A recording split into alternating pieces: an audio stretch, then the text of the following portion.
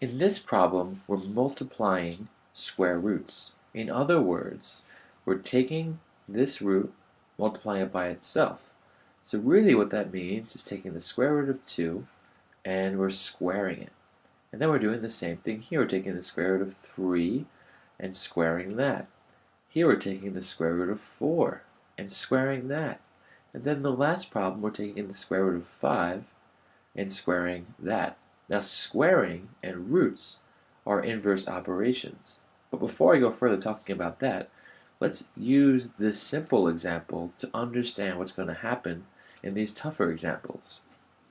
Well, let's solve this, right? We have the square root of 4 times the square root of 4. What is the square root of 4? Well, it's 2, okay? And this is 2. So this really is equal to 2 times 2, and that's 4. And if you think about what's happening here, if we had a square, you're saying the square root is 4, the square root of 4 times the square root of 4. So that means you're taking two side lengths, square root of 4 times the square root of 4, multiplying them. The area should be 2 times 2, or 4. So basically, we're squaring the square roots.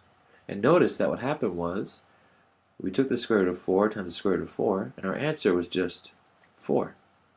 So in general, you can say that the square root of a times the square root of any other number a is always going to equal a. Why? Because, well, we're squaring the root. Squares and square roots are inverses.